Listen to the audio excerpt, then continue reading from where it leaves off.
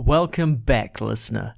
You are listening to the Friday Council, your home for free thought and purposeful discussion on our human condition and all interesting aspects of modern living. If you share in our desire for new ideas and self-improvement, relax your body and contemplate alongside us. Now on the Friday Council.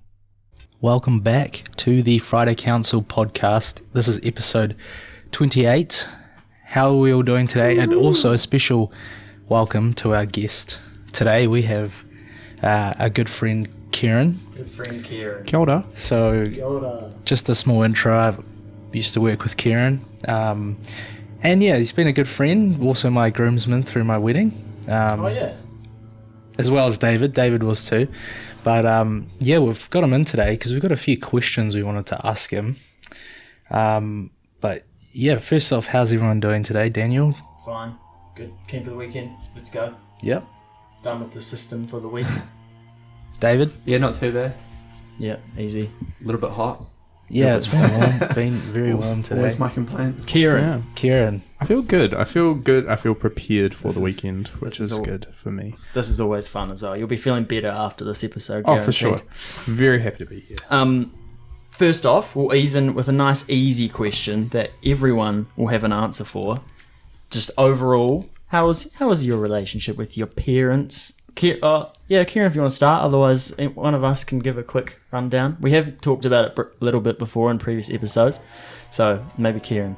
Oh, great. Normal? Not normal? Yeah, super interesting question. So when we talk about our relationship with our parents, I think we look at our parents as a unit together. Mm-hmm. And my experience of my parents, If you have two. yes, if you have two. My experience of my parents is separate because my parents are divorced and have been since I was 10 years old. So my relationship that I have is very unique in that sense. I would say that I'm quite close with my mum in an emotional sense, also because I think me and my mum are quite similar personality-wise. And I would say my dad, I'm very close with him, but I don't see him as often, mostly just because he doesn't live so close to me.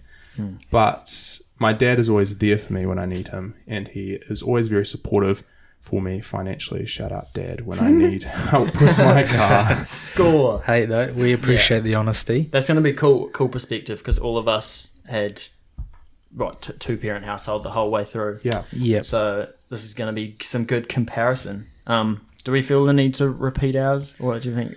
I would like to know. Okay. Okay, no, that's Mine. fair. We'll go real quick. Mine very standard. I reckon standard, conservatively minded, although not religious parents. Like I would say, the stereotypical from a movie almost, like just like Western white family, like European family. So I think you have a good enough picture in your head of that. Yep. And look how I turned out. Yeah, I'm the same. Yeah. My parents have been married for over 30 years, probably closer to 40 now, if not 40. I don't know the exact number. Mum has immigrated from the Philippines, so I mean, there's that element to it. But for the most part, growing up, always been the same as Kieran, like shifted more towards the motherly aspect. But through high school is started when I sort of realised, I'm starting to form and develop my own opinions, and that's when I started to notice frustrations peeking through. But for the most part, they worked hard as well as they could, provided for what they could, but not to like the excess. So they knew when to say no, and yeah. So Pretty good. Yeah. David, Yeah, you've had the most airtime about your family life. mixed bag. I would say, materially, financially, parents did a fantastic job, and I would say that they're always good. If things go really pear-shaped, I can't think of a good example off the top of my head, but if you get in like big trouble, whatever, they'll be there. But emotionally, less than satisfactory. We've talked about this before. Like, Shouldn't laugh. It's not funny. yeah, you do. I'm not sensitive about it, so it's fine. But stuff like we've discussed, my parents don't tell me that they love me. Didn't talk about sex. Just things like really important things that we're missing there. So Yeah, cool. All right, let's get into the meat and bones. meat and potatoes. I mean, Kieran, when did you come into the realization that your parents were flawed human beings, and maybe how or why might be even also a better question rather than just when? So like, what maybe an instance you're like, well, so come on, Dad, bruh. very interesting question. So I think that starts the whole conversation of when did you realize that your parents were just two people that had a baby? Yeah, great. You know, that is exactly what our parents are. And that is not trying to bash my parents whatsoever, and not trying to tell them that they did a terrible job at what they did. But did they do the best with the tools and the knowledge and the know-how that they had at the time? And I would say yes. That being said... Sorry, I just have a sub-question. Go on. Is that easy to pick up on with hindsight, or did you realize that growing up? Oh, okay. So I would say both. Right. I'd say both because I was just about to get into it, but so as I said before, my parents divorced when I was 10. So that was the first, I suppose, aha moment for me, that I was realizing that my parents were not compatible in the sense that they could not continue to be married to each other. And then you have that whole inner debate with yourself of like, well, I'm one half of my dad and I'm one half of my mum. And that is not a winning combination because they're no longer together. So then you start having this inner debate with yourself of like, what about me? What's wrong with me because my parents couldn't make it work? That's the kind of conversation I began to have with myself. But I began to realize, I suppose when I was 10 years old, that my parents were unable to continue being together. And that sets us on a chain reaction of, seeing moments over many years of my mum, for example, who I would say, and I would describe from the divorce, she was hurt and she was sad and she, to an extent, was bitter towards the relationship as a whole. And that came out in a lot of different ways. She was always very questioning of the time that we spent with our dad. She was always very questioning of what we talked about, what we did over the weekends, and she really wanted to know every detail. That was part of her personality, part of the person she was. And so part of my childhood growing up was every time I went back to my mum's house, there would be at least a half hour to an hour debrief of what we did for that weekend and talking about that to our mum. So I saw that more on my mum's side than I did on my dad. But yeah, I wouldn't say there was one moment, but I would say it was just lots of little moments over the course of my teenage years where I realized that my mum specifically, also my dad to an extent, were not the perfect parents that we look to them to be. Because I suppose if you think about it, and you guys can probably talk to this as well, is that for that first 10 years of your life, your parents are providing everything for you, your basic necessities for living, your eating, your shelter, your everything that you need to get by, they're providing that all for you. And so it's quite natural for us to form a complex around our parents and think that they're so wonderful, they're so great, they're so caring. Like a pet would, a pet owner probably. They're like, oh, this is amazing. Love. They give you food and shelter and warmth and pets. And then but then you come to the realization, as I was saying before, that they're just two people that had a baby. And that was it. I'm curious to know, was there because like divorced parents or parents divorced obviously didn't register at all, probably most of us, until we're like high school when you found out what a divorce was. If your own parents didn't get divorced, do you feel like embarrassed in front of your other friends, or was there anything like that? You're like, oh, my parents. I'm not sure I would say embarrassment is what I felt. I did feel alone, but I didn't feel embarrassed by it because I'd heard of a lot of people that had parents that had divorced, but I didn't have anyone close to me who was able to relate with my experience. The only thing that I had similar to that was that of my cousins who my uncle and auntie had also experienced the same thing. And so that was the only close contact that I had that I could talk to about that. Just to clarify, so your living situation for most of your life, was that living with your mum and then like dad on the weekends, or how did that work? So we did 4 days with mum, 3 days with dad. Right. And then as I got older, I spent the majority of the time with my mum and then weekends with my dad. And that wasn't for any particular reason other than it was convenient for me to be living in one house as I got older in high school, Logistical. Yeah, fair enough, especially with like school and stuff. Yeah. I don't know. So for me, realizing that flawed was after I'd left home for a while. I've been dating girlfriend for a long time now, and something I want to talk about as well is like relationships as a teacher. But going back home again after kind of molding your own, even more so your own character and your own life and habits, and you go back, and all of a sudden some real bad habits that your family have are like highlighted. It's like around the dinner table, we're like father will just like low key, like just like insult mum's food, like jokingly, but it sounds to happen every time. Like, and I can sometimes see when mum's like genuinely hurt by it, and I'm like, oh, it's like, why would you do that? Surely it's pretty obvious. She's like offended by that. Why wouldn't you just apologize? And we've talked about it briefly before, but like on the dad side of things, it seems a common trope, like admitting you're wrong is some kind of like genuinely toxically masculine thing, like especially in front of your kids. I imagine it's pretty hard to admit and say sorry that you were wrong, but that's the main one. And so as long as you're conscious of it, I reckon you're not so likely to repeat it. And I think once you get older and once you realize more about your own flaws and your own faults, you can then translate to the picture of your parents, and you see, okay, well, I must have got it from somewhere. These flaws that I have, they're not just my own. They would have been passed down, or they might have been given to me by my parents. Yeah, and then because our world's so different compared to it's quite different compared to when they were young couples growing up. I suppose we're destined to develop our own shortfalls like that then our kids are going to recognize and change again.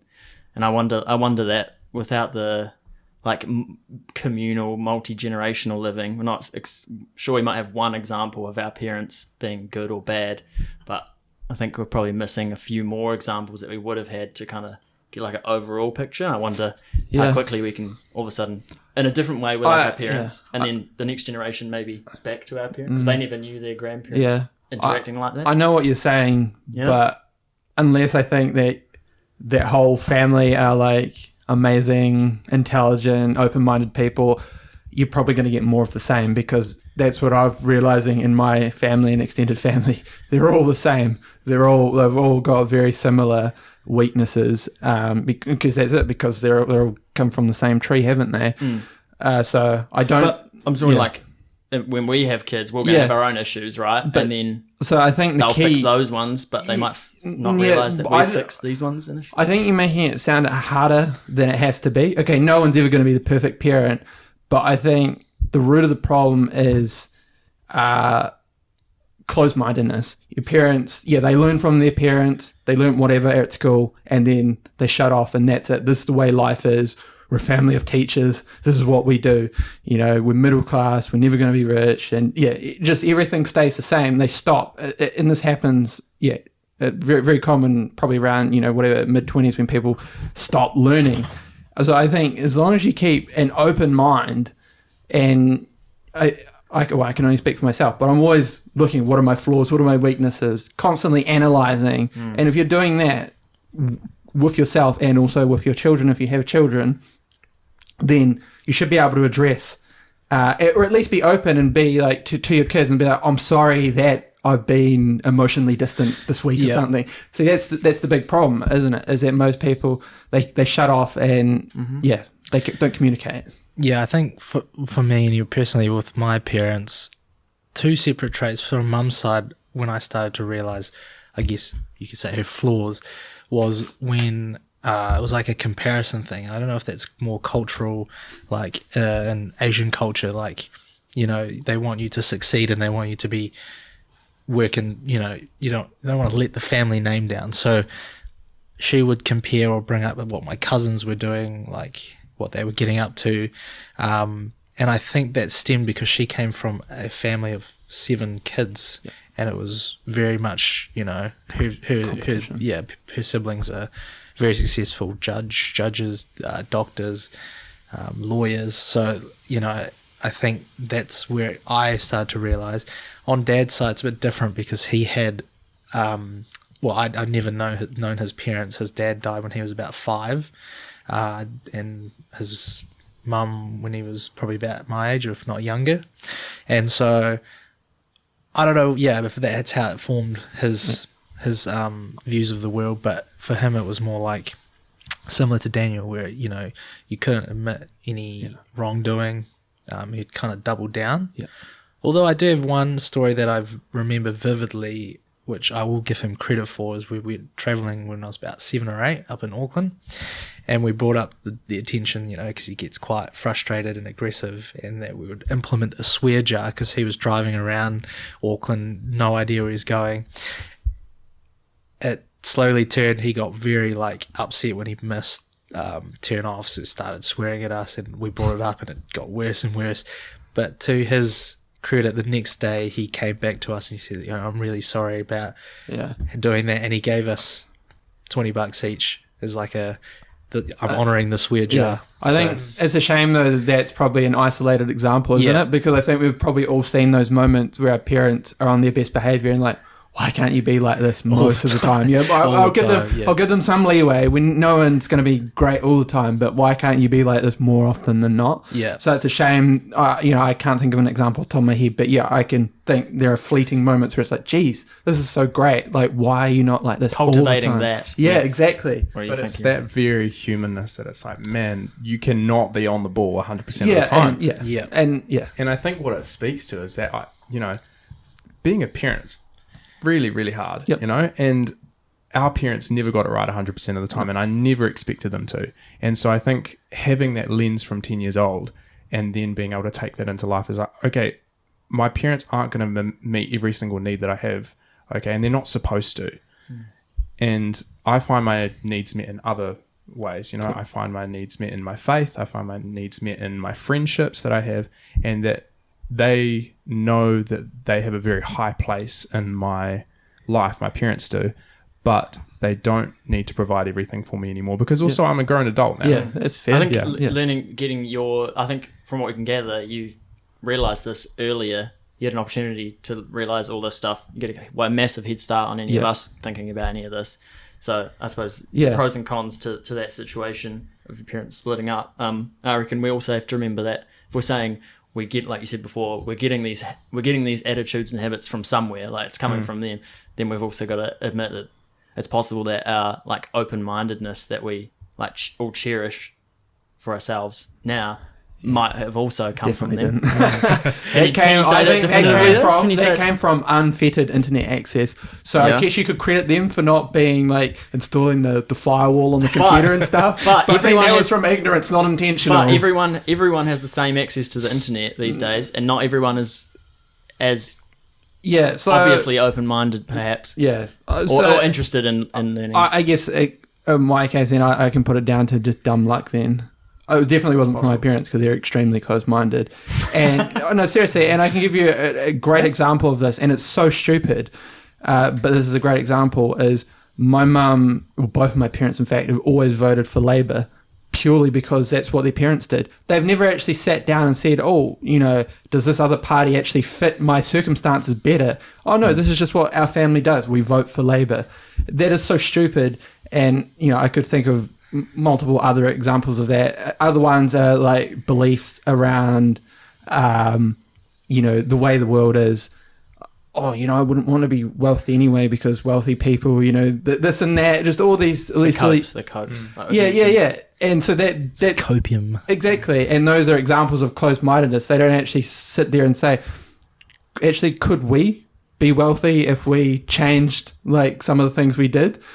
And I think my open-mindedness, a combination of unfettered internet access and just dumb luck, one thing leading to another. I think I've made this an example in relation to what I do for a living and stuff like that. It's just, a lot of it is just pure dumb luck. I kept trying different things, and that's probably a big part of it as well, is just learning to try different things rather than staying in your own box. And I think, it cultivates. The more you open your mind and try new things, it compounds. Yep. But anyway, it's a bit of a tangent. Anything else? I'd say I'm pretty similar. The ability to have internet access was when I can't pinpoint what age it was, but that's when I started to develop more ideas and thinking. But yeah, my parents are the same. Well, maybe mum not so much, but my dad has been exactly the same. Voted Labour his whole life, And he couldn't tell you why. He couldn't except tell you for, why. Yeah, This is what we do. this is So it's like there's completely closed-minded in that sense.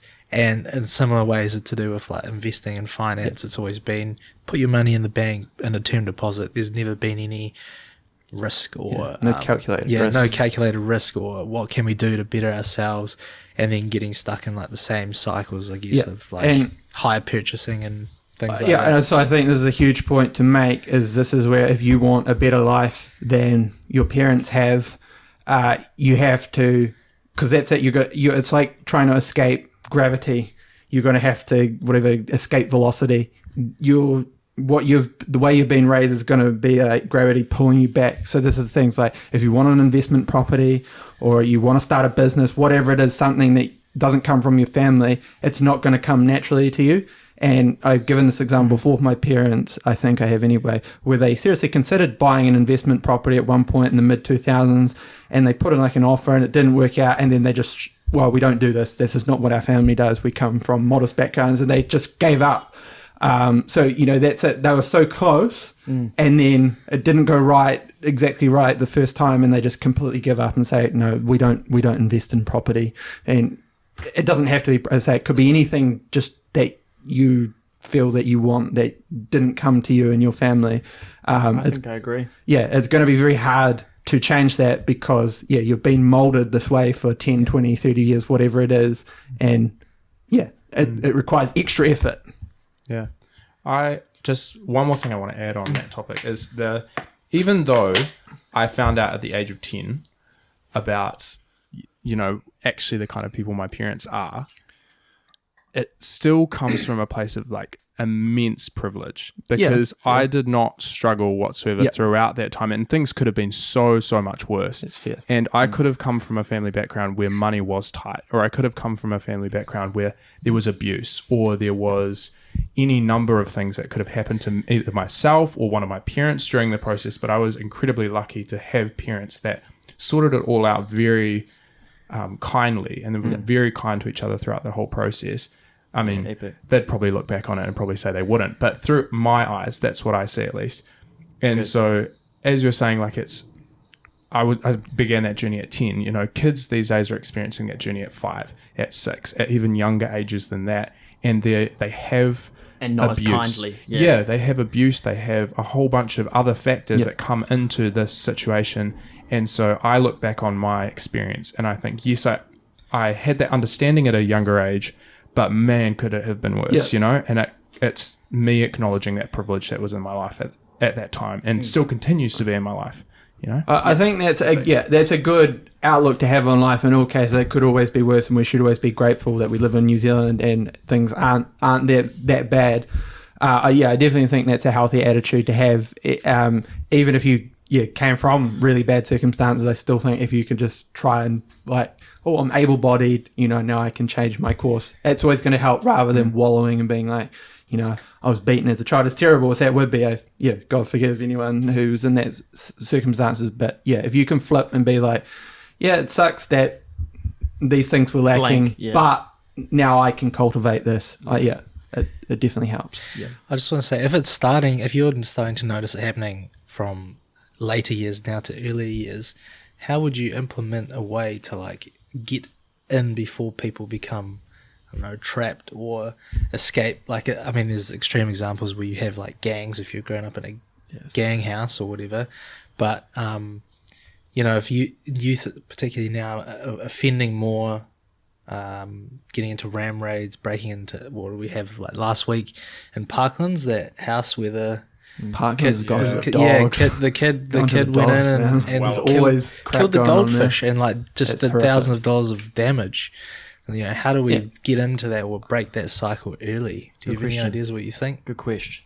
Oh wow, I still think, just to interrupt, I still think those things are exceptions rather than the norm. I don't think the majority of kids are ram raiders and stuff like that. No. But I would say if the exceptions are getting more brazen and worse, it probably signifies that in general it's also maybe slightly getting worse. Yeah, it could be, but yeah, I don't know. It's one of those things. If you went back 100 years ago, you could probably find, 12-year-old, or maybe 200 years ago, there's probably, like, I think it's one of those early scenes in Peaky Blinders where the kid, like, pickpockets the guy. Things have probably been more extreme than they are now. But yeah, anyway. So do you want to just clarify that question one more time? Yeah. So if you just said before, you noticed, I think around the age of 10 with your parents splitting out. If you're starting to notice kids now experiencing these things at an earlier age, and we're wanting to break a cycle so they can escape that or not live that, I don't want to say that, I don't want to use the word victim life, like we grow up, that's just how I grew up, my parents were abusive, whatever. How do you like break the cycle? Or how do we begin to rewrite? Yeah, how do we begin to rewrite or shape, I guess, I don't know, society as a whole, but are there ways that we can feed into the lives of our young children in New Zealand as opposed to letting it become out of hand? Yeah. Okay, well, my thoughts on that is that, because I'm going into early primary school teaching, I think early intervention is key. That's where my standpoint is, because having worked with teenagers, often they become jaded and they become really guarded around their age, and it's really difficult to break through into a good place while they're in that 13 to 18 gap. But prior to 13, I think they're a lot easier to mold and a lot easier to get down on their level and to talk with them, and they will be a lot more transparent with you. I think there needs to be a lot more education around that first 1,000 days, I should say, of their life, and what is actually happening psychologically in their minds during that time. I think a lot of parents would be really shocked to know what actually takes place within those first 1,000 days and how much of an impact that can have on their lives going forward. So education, but targeted at parents. Yeah, and it's soon to be parents. The trouble that you have with that is that the courses that you will run for parents, or you will host at your schools or your community centres or anything like that, is that the parents that show up are the parents that, don't really need to be there. Yeah. For lack of a better, word. They come, they show up, but they're already doing amazing things with their kids. The parents that need to show up are the ones that aren't actually there, and that's the trouble. And how do you do that without getting fascistic about like stepping in, like the government stepping in and be like, no, this ain't good enough. Yeah, that gets dicey, doesn't it? Yes, but the only other thing I'd say is that I can't exactly remember the statistic, but all it takes for a young person to have more positive life outcomes is one significant adult in their life to show that they care about it. That doesn't have to be a parent. It doesn't have to be a family member. It just needs to be one adult. So if they come from a one-parent household, it could easily be their primary caregiver. But all it takes is one significant adult to show care, empathy, and kindness for this young person to increase their positive life outcomes. I can't remember the exact statistic, but that is the way it is, and I've seen that time and time again with young people that I've worked with over my career. Is I've worked with young people, and just the growth that happens just by one positive interaction a day, that's very consistent act of kindness for that young person. It's very optimist. It's very white pilling. Do you have any particular individual or adult figure that you can think of who really shaped or played a big part on your... That wasn't a parent? Yeah, that wasn't a parent. That wasn't a parent. Batman. So most recently, I had a mentor who was a 75-year-old man, and his name was David, and he recently passed at the end of last year. And he was a really, really great man, and he was such a dear friend of mine. And he spoke so much wisdom into my life. He spoke so much truth, and I took on so much of what he had to say to me, and I was just so grateful for the time that we spent together, because we just sat and we just talked, and he shared so much of his life with me, and I was able to do the same with him. And my grandparents died when I was quite young, so to me, I looked at him like my grandfather figure, and that to me meant so much. And so just to have like relationships with significant older people that aren't your parents is just so transformative to your life. Yeah. And that doesn't have to be someone close and connected to your world. It can just be somebody who has spotted you one day and said, well, in the case of me and we met through my church, he just spotted me one day and said, hey, I would love to get alongside you, and I would love to see you grow, and I would love to see you become the best version of you that you can be. Epic. I think I can help you do that. Let's Epic. figure that out. And so I was so grateful for that opportunity. So we caught up once every couple of weeks, every Wednesday afternoon, and we'd just go to his house. I'd go to his house, we'd have a coffee, and then we'd just sit and chat for a couple of hours. I imagine that the stuff he tells you will be lessons, even if he didn't intend them to be, will be massive lessons that might only like ripen as you grow. You'd be like, like in 10 years' time, you'd be like, oh, that's kind of like one what thing that David said. Oh, David said. I often find myself thinking about that as the intergenerational living and larger communal living, and how much perhaps we're deprived of like certain parts of our like personal development just from not having that. You know, if you have one parent, like you're saying, one parent, that's great, that's good. If you have two parents, great, good, even better. If you have a grandparent as well, you can like, it kind of positions you in your own life, and you can see like the future, and maybe you interact with some kids, younger siblings is good. The caveat there is if they are great people. Well, you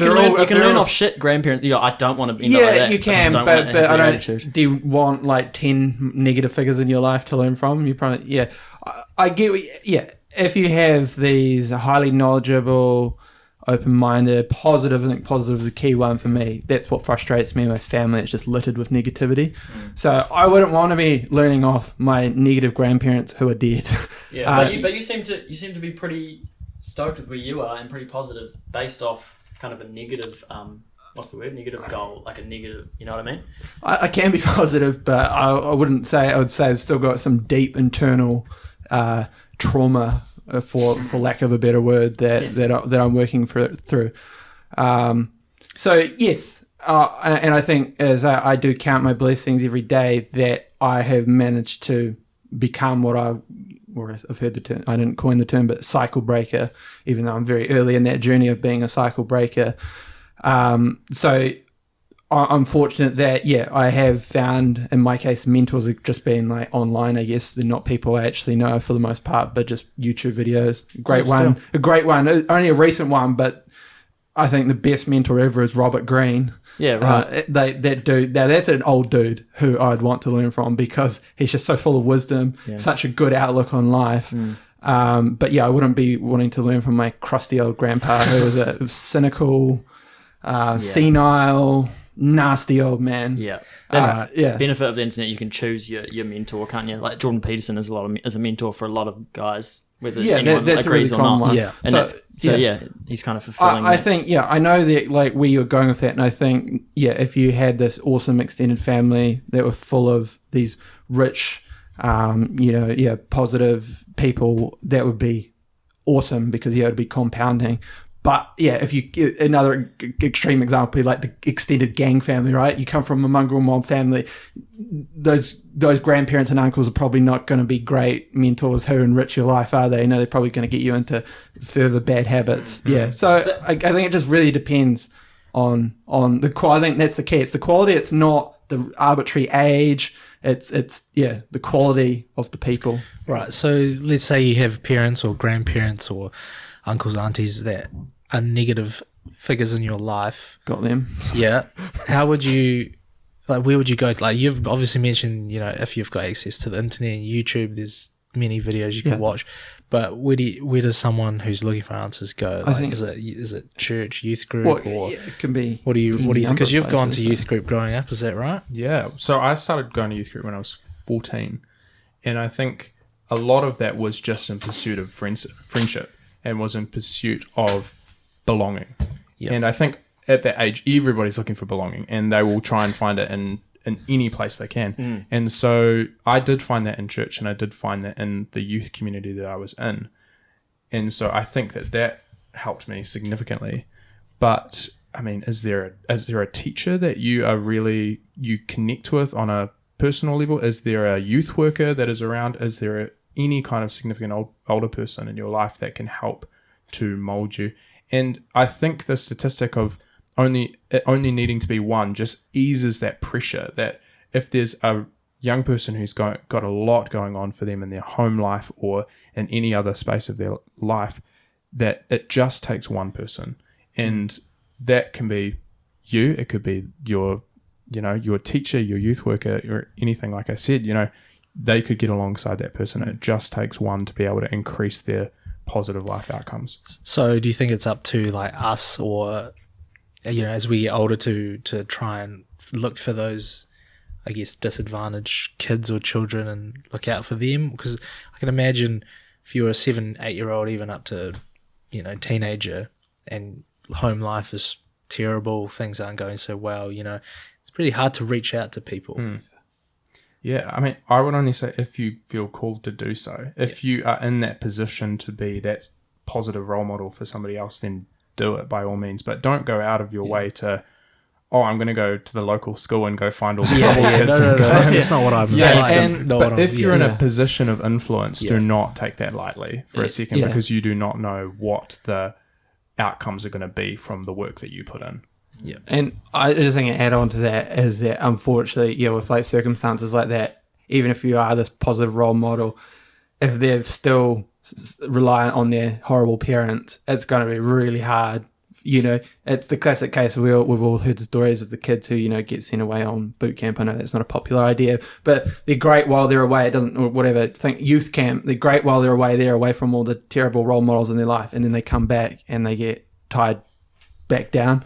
So that's just so hard dealing with people who are still reliant on their parents. I think it's best to the nature of this of my advice is going out to people who are maybe a bit older and they're now a little bit independent, and they're seeking this advice out themselves, rather than going to those very young ones who it's going to be I hope people try and help them, but it's so much harder when they're not looking for it themselves, and also, say, reliant on parents if the parents are not such great influences. Going back to your question that you asked Kieran about how do you get in there before it becomes a massive issue, like with your gang example. And I think my mind anyway instantly went to like, government intervention, but I think that's like a symptom, like arbitrage management, where it's probably, again, I feel like a lack of support from the parents, being like, again, multi-generational support or just general communal support, is probably where you want to focus your efforts more, improve the parents. I'm just thinking now. It's like it's a near impossible, but you can't force them. To it's a near impossible if they don't want to. Problem to solve. I think I won't say it's completely impossible, but there's so many moving parts that when you're dealing with kids and these parents still have rights, and even if the government like takes them away and puts them in a state house, that's not great, is it?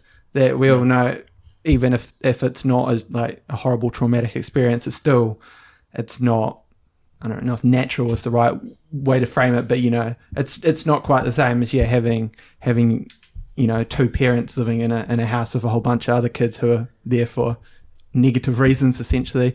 It's a horrible problem, but I don't know. There hasn't really been a good answer yet. And money's not the answer, because money that's the easy answer, throw money at it, but then it doesn't get directed in the right places. And as you're saying, Daniel, it's while finding church and finding faith in a youth group was the path for me, it's not the path for every single young person. And I'm not here to say that every single young person should be in church, because that's just not going to fit for everybody.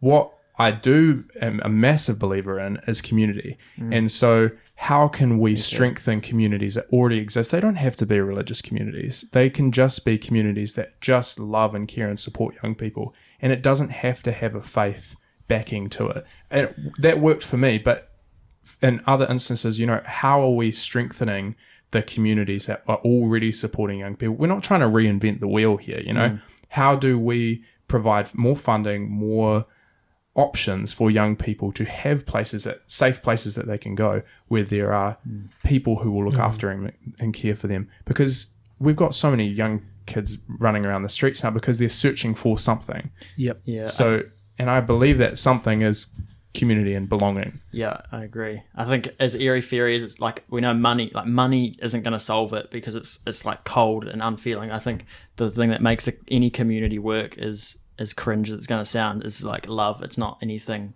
It's not like profit driven. Yeah. You know, it's not like focused on like mechanics or like the government. The government isn't. You don't think of community when you think of government, although that's what they would sell us, in terms of like a political party. But yeah, community is like real grassroots, and I feel like much like how we live with our food diets these days, where we've got everything. So instead of, we have to be hyper conscious about what we're eating when, because compared to back 200 years ago when we didn't have a choice, you just had whole foods to eat and a meat product. You didn't have any processed food, so you didn't have to think about it, and you ended up eating pretty good anyway. I think the same reason like we live like this, like fenced off from each other, you have to be real conscious, and not many people have the time or effort or even like thought to go make an effort to connect to their neighbor or something. And I feel like that's I think it's a shame that I think that's not natural, the idea of, you know, going and popping over to your neighbor and having a yarn, because in all likelihood they'd probably be keen as to have a yarn, but it's making that first move and it doesn't feel right because that's it. No one's taught you, like, go and talk to your neighbor, take them a cake or something, and then I think that actually segues kind of into the next question pretty well. Any final thoughts on that before I do that? I was just going to say, like, one thing on that.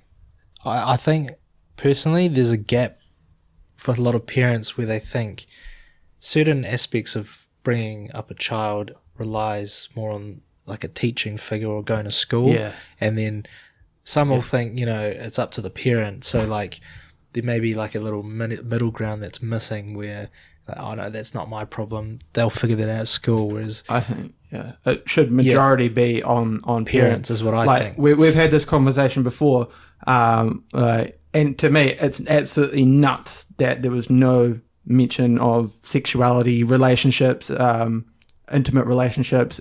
My parents never taught that, and I think your response was they should probably learn that at school. Maybe they should learn some of that at school, and we kind of did, but I think it should be your parents that are talking to you about, you know, your sex, and in male's case how your penis works and stuff like that, you know. I know it sounds funny, but it's like, what the fuck, like surely that's kind of critical considering, you know, but I think my point was as well, was like, how do they supposed to know? Like some dads haven't, you were saying, like, haven't taught their sons how to clean their D's. I think the blind leading the blind. Yeah, but so I don't think that's an acceptable excuse, because if you're a parent, you should do some homework before. You don't just wake up one day and say, okay, we're going to have a child, and then don't do anything for the next 9 months. Go out to the library, read books. In the modern age, use the internet, look up all these things. What should I be talking to my child about? And then narrow that down to gender specific stuff and whatever. I don't think that's a valid excuse. Well, that's what I would do, and you would do, I imagine. Yeah, and I think you're right, and that's probably, you said the blind leading the blind, but I don't think that that's an acceptable excuse, because I think being a parent is an immense responsibility, and you shouldn't be like, oh, I didn't know. It's like, well, maybe you should have figured it out in the 9 months or previous to conception. A few of these answers, again, you don't have to have all these answers, but I mean, it's pretty, as I say, like sexuality for me, like it's a real obvious one. I don't think that it takes a brain surgeon or rocket scientist to explain and just talk to you. And say, even in my case, it sounds insanely ridiculous, but having foreskin, pulling back your foreskin and cleaning it. It was never taught to me. I mean, that's just nuts. I know what you mean. I know it's way too much TMI, but seriously. No, but I know a few people who heard that, and they didn't learn until high school until other guys were joking about it. I fortunately figured it out a little bit before high school, but it was still a pretty unpleasant experience when I did figure it out, and it was like the frickin' cheese factory down there. I'm a proponent for government intervention there.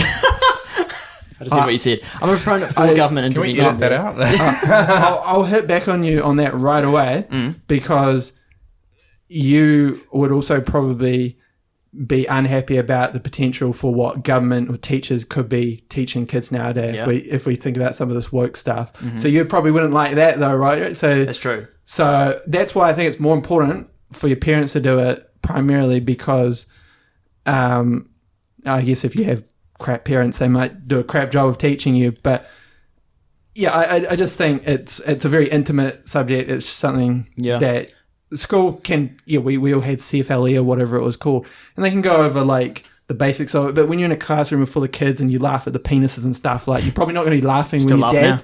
Just the way you just said penis, I sniggered. Yeah, but anyway. Okay. Yeah, no, that's good. We'll leave that there, I reckon.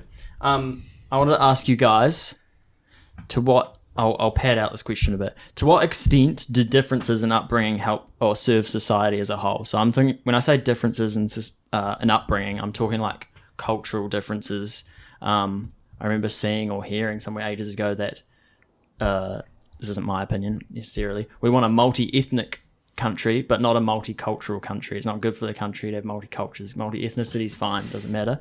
And I'm thinking like, talking about community and everything, is our society's better when everyone, say like majority all Christian, or I just think sometimes with all these different cultures we feel it's even more isolating when you have like I don't know, I think Indian or Chinese immigrants who stay, but you don't see them often, and I think you're thinking way too broad, because it's a big world out there. Even though New Zealand's a small country, it's bigger than you can ever. You can never know everyone in the country. The extent of your community, we all know that and figure it's only like literally 120 people that the human brain can like process. So it doesn't matter that Chinese communities are staying to themselves. There's enough people. The pool is still massive enough for you to find your 120 or less people who are like-minded. I think that's the key, like-mindedness. Finding like-minded people is a big one. Anything come to mind? I mean, yeah, this is the thing. If you've grown up in a family that's close and like love each other, respect each other, I think it draws me back to like Christmas time. It seems it's one of those times, even if you don't celebrate, well, if you do, whatever. What's New Zealand culture? Yeah, people would come Christmas together at Christmas with their family. They'd spend time. It's joy. It's thankfulness for. I don't know, we give presents, or that's just the tradition. So I think maybe it's finding like positive traditions as New Zealanders that we can prescribe to. I mean, maybe it's not an example, but like it seems when you have like a Rugby World Cup, for example, where you all pull together for New Zealand or the All Blacks to win. But then, if you grow up in like a terrible household where Christmas time you don't have food, or that's a hard thing, but I don't know, I feel like it's traditions, and generally if you try and bring it back to family life, where try to articulate, but if you've got a good family who's close and like a nuclear family, it seems like that will last the test of time going through, whereas growing up in like a broken family, or not say David's family, for example, it's like you got to try and nip it in the bud early. I don't know if that even made sense. A little bit. Yeah, I think so. A little You're bit. looking at me, so No. probably thinking for some like prophetic No. answer to that. Yeah, it's probably a terrible explanation. Well, what do you guys reckon? What do you guys say to the argument about argument that some people give that like our culture, New Zealand culture, Australia, America, England, it was like is like the Judeo-Christian roots that you hear, and they say like that's not being encouraged anymore, and that's not good. That's not a good thing. That's kind of where my I don't think that's right in the first place. I think our culture is based on its more ancient Greek principles, more so than Judeo-Christian. Okay. So I think that's wrong for starters, or partially wrong. I mean, there'll be a combination of influences there, but I don't know. If you take like the most Judeo-Christian country in the world, what's that, like Israel? Off the top of my head, maybe. Are they living great lives? No, they probably have all the same complaints we have, right? Yeah, I mean, possibly, but I think traditionally when you think of like Jewish culture or upbringing, maybe that's just Jewish more than Judeo-Christian. There seems to be a whole, like I said, like interconnectedness when it comes to like tradition or celebration of I don't know, the different holidays or whatever. I agree with that, and it doesn't like Jewish people are a good example, but it can be anyone. Like anyone can cultivate. You don't have to be a specific religion or culture to have tight knitness. There's this famous example. I don't know if you've heard of it. It was like Italian immigrants in the States in like the 50s or something, and they were all like morbidly obese, but they had like better than average health statistics, and it was because of like that tight knit community. There was always a support person there, and I think that's great. Again, it's just it has to be reliant upon the fact that it is like a good community, because that tight knitness can equally be suffocating if it's a bunch of terrible people that are So it's one of these things. It's so nuanced. There's so many moving parts. It's hard to like boil it down to one. Yeah. Community, like you just made good the point community, there. Good community is real good for longevity, real good for your health, right? Yeah. Yeah, I mean, you said before, David, on finding like-minded people, and I think naturally we do that, and that's our inclination to find people who agree with us, find people that we get along with, and that's a really nice thing to have and to be around people.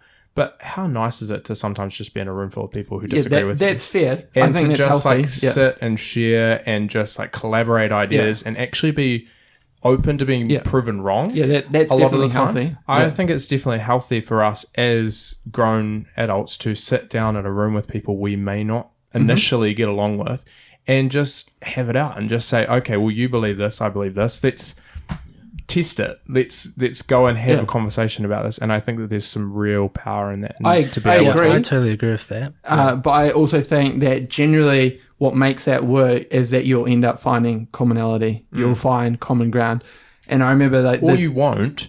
Yeah, and that's okay. Yeah, and that is okay as well. That is okay as well. But I think you probably will, because we're all more similar than we'd like to think. Yeah, we might like different music and rugby and stuff, but we all like eating good food. Most of us enjoy drinking alcohol. We all like having fun. We like feeling good. So great example of that, which I do miss a little bit, is like the parties that we used to go to. And off the top of my head, like Devon, I can think of that. We all know Devon. I have completely different worldviews to Devon. Love you, Devon. But we would always find commonality because we were having a blast. Yeah. And admittedly aided by alcohol and substances. But there was always healthy debate there. But at the end of the day, it was like we're just having a great time. That's good. So maybe food is the key. I think food is huge. If we look through our history, food has always played a huge part in culture, hasn't it? Sharing food. Yeah, sharing food. Yeah, that's right. But no, I do agree. Like it's healthy, even if you don't find commonality. It's definitely, and I think that's where you have to have that ability that I don't think many people have, where you can be, even if you don't have your mind changed, you can be like, I respect your views. I can see how you've come to that conclusion. We'll just have to agree to disagree or whatever, or to be further continued, rather than digging your heels and being like, oh, no, you're just a loser. Or like, that's the way it tends to go away. Like, no, it just tends to aggression, yelling. It needs to be a willingness to be open-minded to listen to other people, even though you might have different opinions. And also, in a busy world where we, value our time, things like that are generally not what we're going to jump into because it's not on the priority list. But I mean, you've probably all seen those examples of like Jubilee videos on YouTube where they have certain topics and they have people from different sides. And they ask questions and they line up where they agree, disagree, and then talk about those things. I think stuff like that is really stimulating because, again, if you're coming from the right mind frame, you're not coming from this digging your heels in position. Chances are, even if, again, your worldview isn't completely changed, you'll learn something that you didn't previously know. Yeah. Did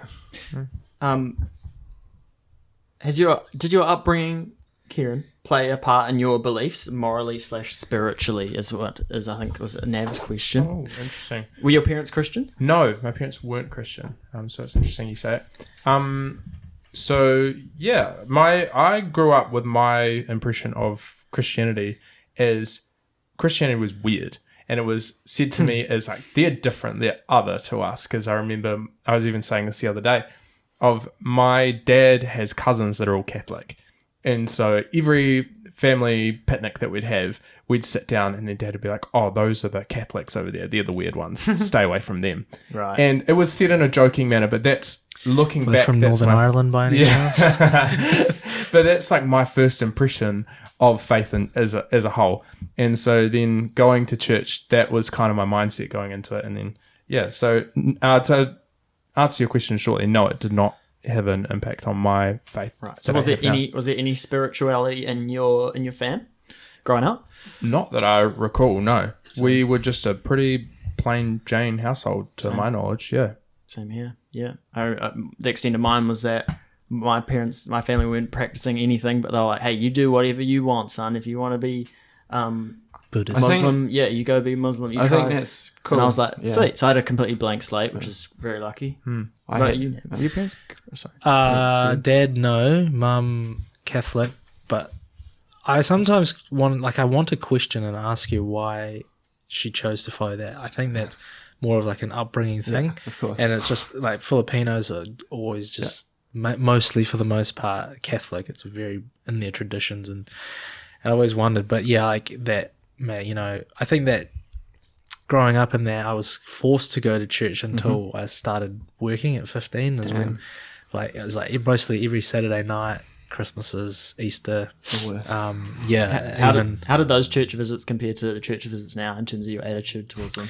Yeah, it's completely different. So I guess when you talk about that, like finding my own faith and going to church. Sorry, I got a bit of a blocked nose at the moment.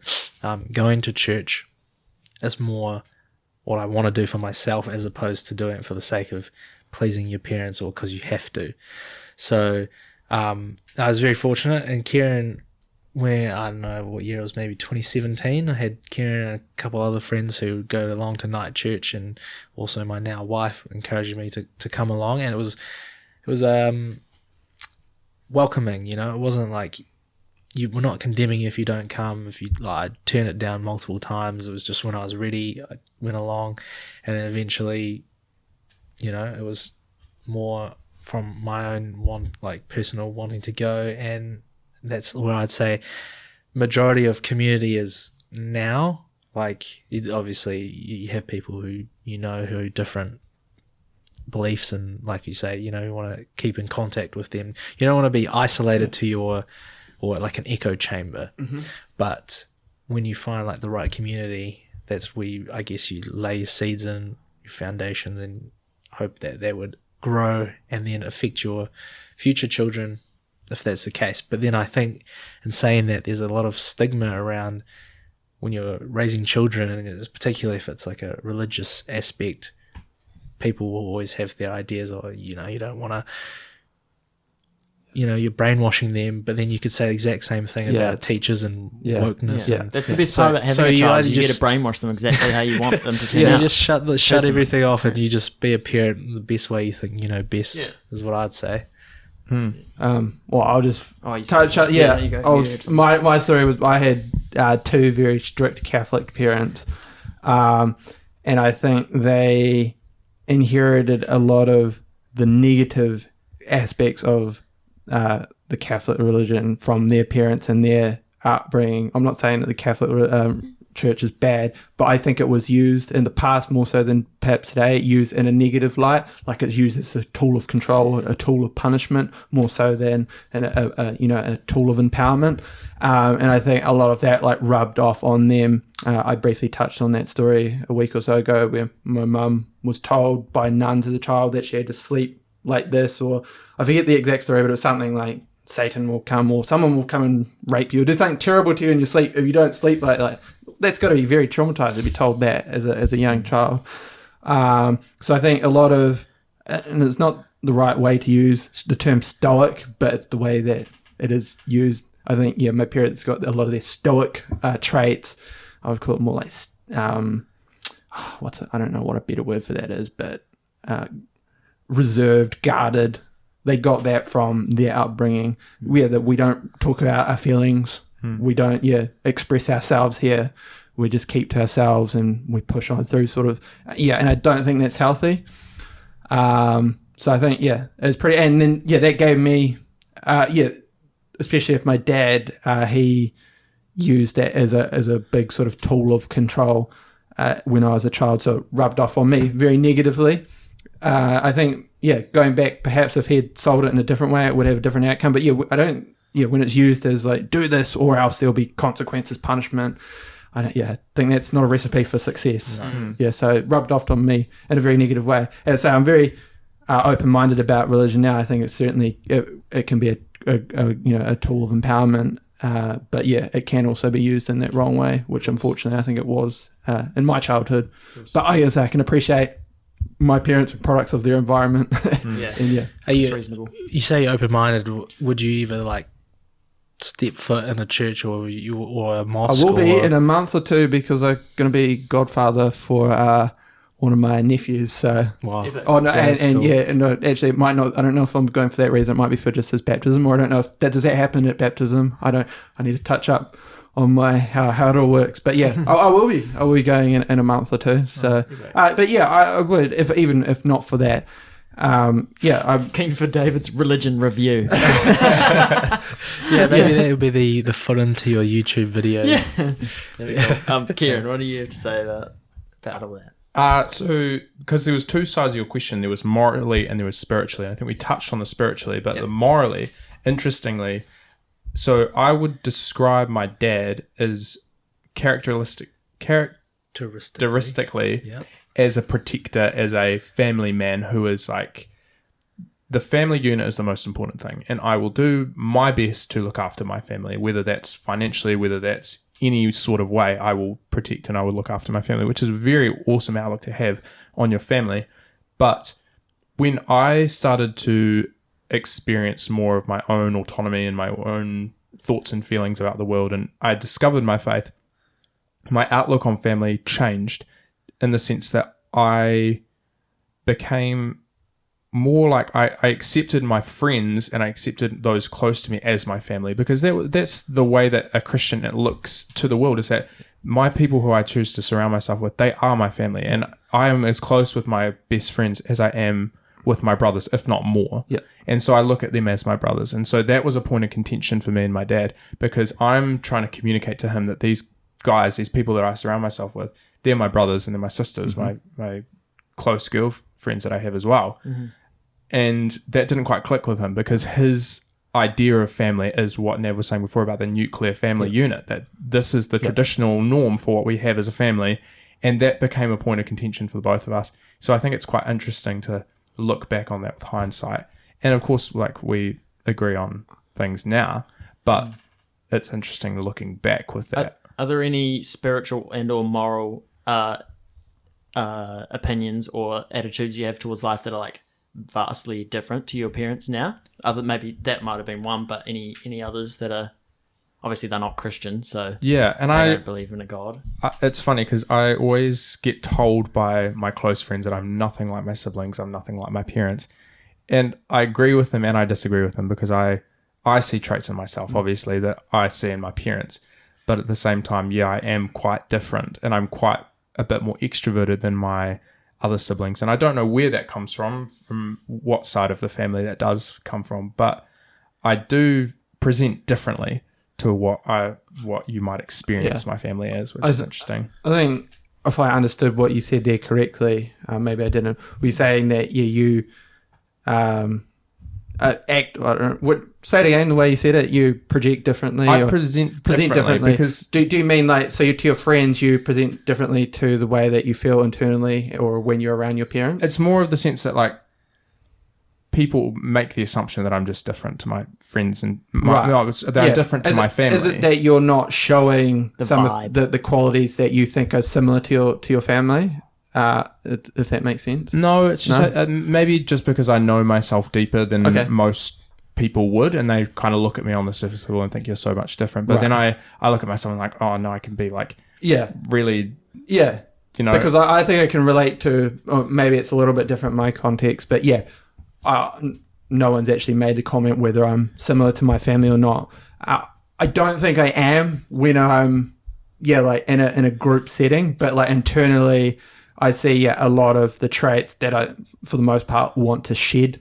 So perhaps it's like when you're saying, oh, you seem to, have like this positive worldview, and I do, but then internally there's still this lifetime of baggage that I'm wanting to shed.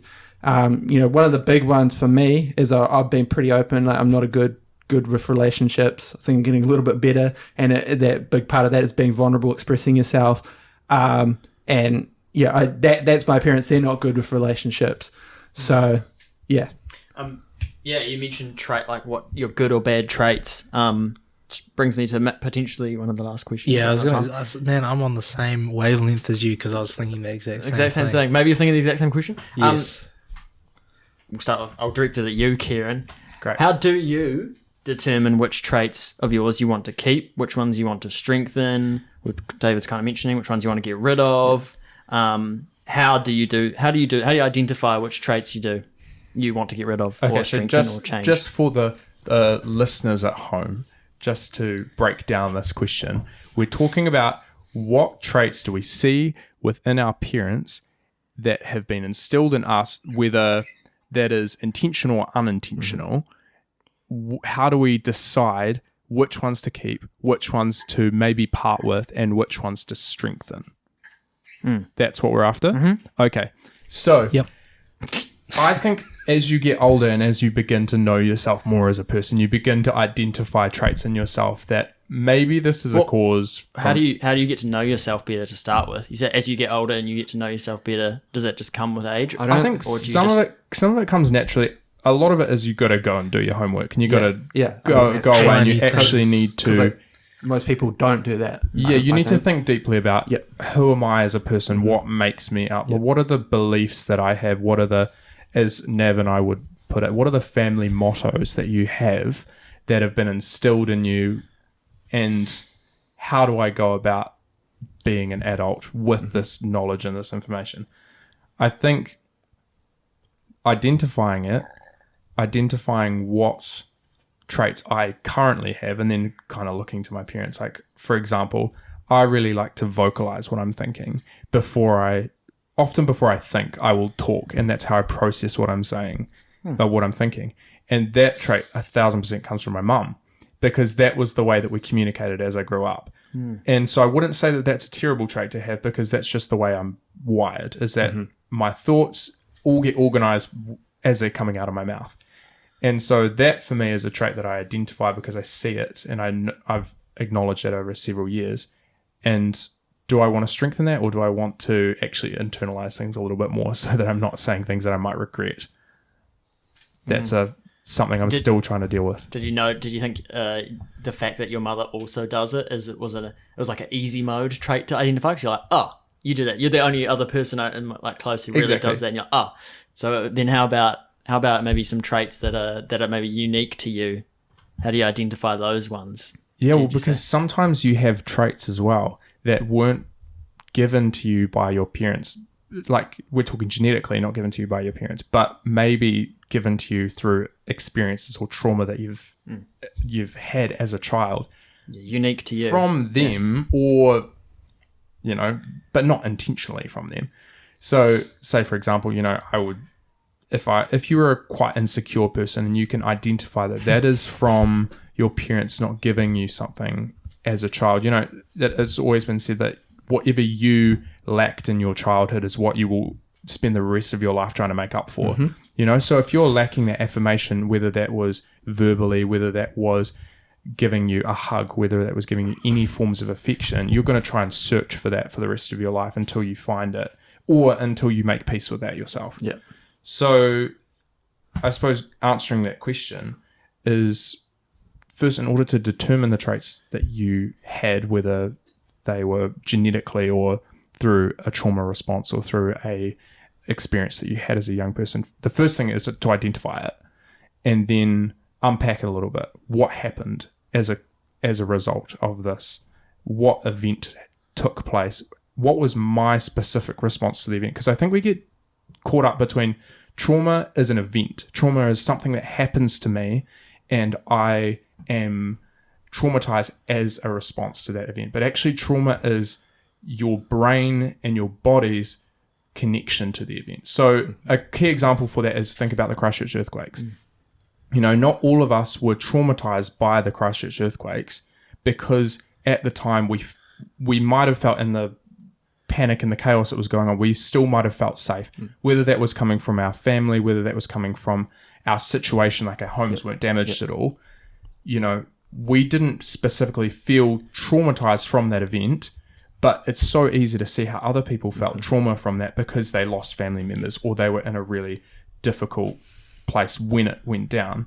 So trauma is not the event. Trauma is your body and your mind's response to the event. Mm-hmm. And I've gone off on a tangent. No, what are your thoughts on that? No, I think that's very well said. And my take on that is sort of going back to where I left off before, whereas, I feel like I'm very different from my family in terms of my interests and the way I present myself. But that deep internal thing, I'm unfortunately, I think, I don't want to be like that, but I'm deeply insecure. Not good at so I'm getting better because I've recognized it. But expressing myself, being vulnerable, that's a big one. And I think those all three things are all very interconnected. You mentioned in your ramble, your great ramble, that you said something about identifying the trauma or identifying the trait, and then you carried on. But I suppose my hang up is more just like how you identify the trait. Is it like meditation? You're talking about self-reflection basically, but that's as a practicable method. I think going to a therapist could help. I was just about to say. So if you're in a position where you can identify an event in your life, or you can't identify an event and you just in feel life. like something's you like feel not like right. something is not, and you will be able to know that something is not quite right in my mind and my body. If your body's going to find a way to tell you if something's not quite right in your head, whether that's you get stress rashes, whether that's you feel anxious and you empty your stomach every time you're about to do something, or whether that's you get diarrhea at any given moment when you're about to do something that makes you anxious. Your body's going to find a way to tell you that. So if you're experiencing that on a regular basis and you're unsure why, find a therapist. Find somebody who is able to help you to unpack those thoughts, those feelings that you have, so that you can better understand yourself. And then you have the tools that somebody else is helping to give you so that you can deal with those things. And I think just to add on that, like you said, whether you can identify a specific event or not, I think it can be very frustrating when you can't identify a specific event. And that was me for so long, but I think I'm starting to realize that, it was just an accumulation. And I know this sounds relatively privileged because I wasn't beaten or whipped or whatever, it was just the showing of love, the affirmations that everything's going to be okay. I think that has led to me being a deeply insecure person. Yeah, it's the death by 1,000 paper cuts kind of way to put mentality to it. I think this made me think of looking in through my own family lens and how I grew up. I look at it more from what was missing as a family, as opposed I didn't know what I need, if that makes sense. So, example was similar to David's parents, my parents never showed affection, hugged each other, kissed each other. So I know that with my wife, you want to break that cycle and you want to have a loving relationship. And then if you have kids, they will see that this is what I guess we can see is what a normal household is like. Parents show love and affection. But then there's also superficial things. I can think of dinner times. My parents, they would go watch TV. We'd all go do our separate things, which is you might think is a silly thing, but that can also be real detrimental. How I think rituals are important. They're a big part of humans. Because for me now, it's dinner times are important because if you're away from your spouse or your partner for the whole day, it's generally a time where you can connect and talk to each other. And if there's things going on that you need to unpack, well, what better way to talk about the difficult things when you've got a belly full of food and you're enjoying yourself. But it's kind of hard, I guess, when you're going through it to really see what you need. So I would agree and recommend, in hindsight now when we talk about it, seeing like professional. Yeah, and I think it is just really important to add that it doesn't have to be like this specific or accumulation of terrible events. As I say, it can be something super subtle. It took me so long to figure it out, and I'm still unwinding the whole picture. But I used to always look, because everyone says, oh, it's your childhood, what was lacking and all of that. And I'm like, oh, my childhood was great. I always had a PlayStation and all that stuff. And now it's like, oh, but yeah, I was never hugged. Oh, but yeah, we never showed affection, those things. Oh, now I'm just only starting to realize. And I say it doesn't have to be these massive, like, oh, you were whipped or beaten or raped, something terrible. It doesn't have to be that. I mean, I'm sure those would be potentially even worse. But yeah, it doesn't have to be outrageous. And I think that's an important thing, is it can be easy to be like, oh, that's pathetic. Like, oh, I wasn't hugged. This person was raped, therefore my problems don't matter. Yeah. But yeah, it's important to recognize everything's relative. It's important, that's important to you individually. Yeah. So don't dismiss it. Yeah, like an example as well was I sort of had a mum who would like wouldn't let you try things. Like I wanted to play rugby. I was like, no, that's too dangerous. You can't do that. Or even when I wanted to move out for the first time and try flatting, I was like, no, you don't realize like it's going to cost a lot of money. You've got to like, you're not going to, you're going to find it a struggle food wise. Like, you were eating noodles for the rest of it's like those sort of things. Like it's not a cultivating environment. It doesn't help. Yeah, I think there was one point I want to make, maybe in closing as well, and to kind of summarize everything we've been talking about, is a good tool to identify for me what traits I want to keep and not. And as I mentioned before, is my relationship with other people, and just relationships in general, romantic, or with your parents, like we've been talking about. It's harder to look when it's you and someone else's relationship, but say like we've mentioned, looking at a parent's relationship from outside, it's way easier to identify because your ego's not involved. So it's way easier to identify any of the shortfalls there. And then since it's a real clear like lesson, like a snapshot of what you're saying, I think like it's much easier to internalize and then double check it with yourself. You're like, oh, I definitely don't want to be like that. Or it's like I realize actually some of my other relationships, I'm kind of like that. And so that's a good. Just like pay attention, I'd say, to other people's relationships.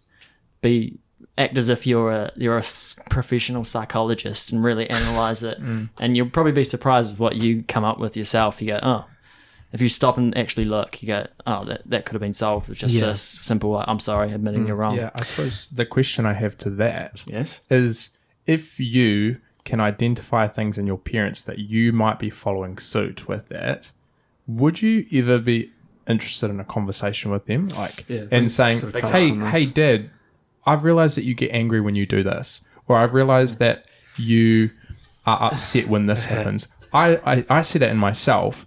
What works for you? Like, have you ever thought about having that conversation with your parents? I have. I suppose I can't. It almost makes me feel like I'd be disrespecting him if I as if it's none of my business. But I mean, it's mother, husband and wife, and then child is one of some of the most intimate relationships possible.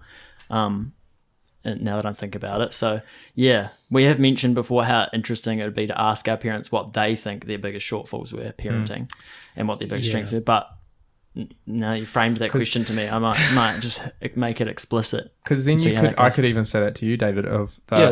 Hey, mum, hey, dad, I've realised that we don't say I love you to each other. Yeah. Why is that? Yeah, I haven't. I've got a sister in my family. I've told the boys about this. That has tried to confront them about this because she's very upset about these things far more than I am. And it always ends up in dead ends, unfortunately. They're very, the way I explained it, I think it was to both of you boys, it might have been last week. I think it was when we were out on the driveway. My sister had a very emotional phone call with them where she was unloading a lot of this stuff, and they were very sympathetic. My parents were on the phone, and then as soon as the phone call ended, they start like being defensive to themselves. Oh, but we did this, and we were always there for her. We always picked her up from school, and blah blah. Blah. And so it's like you've just like missed the point, haven't you? Yeah. So I don't want to project on my parents like as to how they would respond, but my initial thoughts is that. Because I know that I get this from them, like the defensiveness when something's brought up to light, like it really like, it attacks you, like, because you know there's truth to it. So if I brought it up with them and I said, why did this? I think automatically their response would be, no, well, we didn't do that. Like, no, you're so ungrateful. Yeah, exactly. It's like, we paid for your school. I think I've come, that's actually been something that's been used towards me before. It's like, and that in itself is unhealthy behavior. Because although it is awesome that our parents paid for us to go to a good school, to be like, essentially it's like a form of manipulation. Isn't it? Oh, we did this. We paid for you to go to a good school. Like, how dare you? That's an unhealthy behavior in itself. Yeah, isn't it's all about your expressions of love. Is it the verbal act of saying I love you, or is it the, hey, I paid for all of your schooling, I provided for you for 20, however many years of your life until you moved out? That is how I showed I love you. Yeah. But also, I mean, the reason I asked that question is because I started asking this of myself a couple of years ago, and I thought, well, okay, in my family, we don't say I love you. We don't really hug that often. I'm going to start to change that narrative, is what I said. So I kind of made a conscious effort. Like, every time I was on the phone with my mum, I would make sure I'd say at the end, hey, love you. And it's not like a mother is ever going to say back to her son, I mean, there will be instances, obviously, but in the case for my mum, the response I would always get is love you too. Because there's no reason why she wouldn't say that, because I know she loves me. The same case for my dad. My dad and I never hug, okay? But because I don't see him as often now, I make sure I make a conscious effort every time I go over. The first thing I do is I go give him a hug. Cool. And that was never something that we did as a kid. But instead of putting it back on our parents and saying, can you start to do this for me? Actually, I'm at an age now where I need to model to my parents what I would like to receive. And let's begin this reciprocal relationship. And it doesn't have to start with them. It can start with us. Yeah, that's epic. Yeah, that's a lovely way. Take responsibility, and I agree with it's certainly the right sentiment. And so maybe this is on me in this case. I just think it's just because it's a challenge for you. It's so awkward because it's so foreign. I think for me, a much more and maybe a better first step would be, and I think I'm doing this a little bit more, is with friends, because one of my sisters, our relationship has improved drastically, and we're much closer because we weren't coming from this far apart. We're coming from this far apart, so it's been much easier. So maybe I will get there in due course. Reminds me of leveling up before fighting the final boss. Even just drop it and see what happens. That's like, what's the harm? I agree. I agree. But it's just get away from me. Yeah, why not? Very disgusting. Filthy. That was a good point, though. It's a great way of framing it. Yeah, that's good. Take some self-responsibility. I'm thinking about that now. It's got me spinning. And it's a little bit of a tangent, but I think we've sort of touched on it. But the way you put it was best, that your parents are just two random people who had a child. And I think that can be the title of the pod. Two random people. I think I sort of touched on that, and I went a bit more hyperbolic with it, where I was like, using examples like, once you're dead, you'll be forgotten within a year or two, sort of thing. But I think that's an important attitude to have, is remember that your family isn't the be all end all. You used a good example with how your friends are maybe even closer relationships than your family, and I think that's a great outlook on life. Like, don't be tied down by your family if it's not, it's not fulfilling you. Work on it if you want, but don't be afraid. Don't be like, oh, this is just the way it has to be. I have to be stuck in this unfulfilling family relationships. But realize that you can get those from elsewhere. And No, I think that's good. We've gone a little bit over time. It's been a bit of a extra person, 25% overtime. That makes sense. But no, it's been great. Thank you for coming on, talking to us, Kieran. Thanks for having me. Yeah. You sound very therapist-y in the best way, and as a compliment. And a compliment. Start charging $200 an hour. Nice, man. Yeah, no, it's been great. Appreciate it. There will definitely be a few things I'll take away from this, think about during the week. And I think my mind has been opened up to, just different ways of viewing things. Like that last question, you kind of threw it back at us. It's like, now the onus is on us to do it. I think that's, So just it's a good attitude to have in all facets of life. It's just on you. It's okay to mope and wallow for a little while, but then be like, now it's my responsibility to change these circumstances. There does become a point in your life where you're like, actually, I'm responsible. I mean, all things aside, the trauma you might have experienced, yes, and those things are all 100% valid. Yep. But I make the choice to move forward from that now. I make the choice to live a long, successful, happy life from this point onwards. Feels like responsibilities come at you very fast, and sometimes you don't feel like you're up to it. But at some point, it's like, no, I'm responsible for this. I have to do this, otherwise I can't go forward. Yeah. So maybe we'll wrap it up there. So, it's been a fun pod. Yep, for sure. Episode 28 in the bag. No idea what we're doing next time, but we'll see you all. There will be a next time. That's what we know. Peace out.